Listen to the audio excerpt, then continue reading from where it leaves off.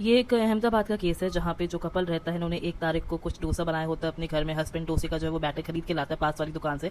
And वो डोसा बना के उसको खाने के बाद में हस्बैंड वाइफ और इन दोनों की जो 2 बच्चियां रहती है, एक 3 महीने की बच्ची रहती है और एक 3.5-4 साल की बच्ची रहती है। इन दोनों बच्चियों की 3 और 4 अप्रैल को डेथ हो जाती है। नाउ पुलिस अब जब इस पूरे केस की जांच करती है, सो दे फाइंड आउट दोनों हस्बैंड और वाइफ वो जो होते हैं इनके ब्लड की जांच होती है। दोनों के ब्लड में एल्यूमिनियम फॉस्फाइड मिलता है जो कि काफी डेंजरस जो है एलिमेंट माना जाता है। तब पुलिस हस्बैंड से सख्ती से पूछताछ करती है। तब वो बताता है कि वो 10 पैकेट वीट प्रिजर्वेटिव्स के लेकर आया था, जिसमें से 8 उसने यूज कर लिए और बाकी की तो कहाँ गए वो उसके पास तो कुछ एक्सप्लेनेशन नहीं होता है। और ये जो एल्यूमिनियम फॉस्फाइड, ये जो डेंजरस एलिमेंट मैंने बताया, ये इन्हीं वीट प्रिजर्वेटिव्स के जो पैकेट थे इनमें ही मिला हुआ था।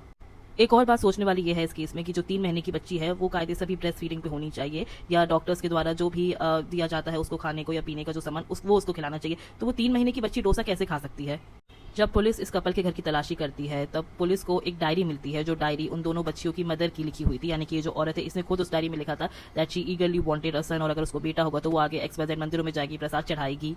Now as per police reports and suspicion ये कह रहा है कि इट्स अ प्लान्ड मर्डर और a planned suicide of their both the daughters, because wife को जो था वो बेटा चाहिए था।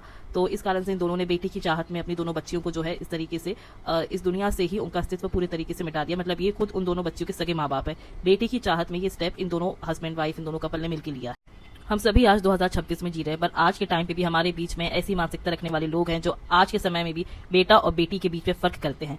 बेटे की चाहत में इन दोनों माँ बाप ने अपनी बच्चियों के अस्तित्व को ही इस दुनिया से मिटा दिया।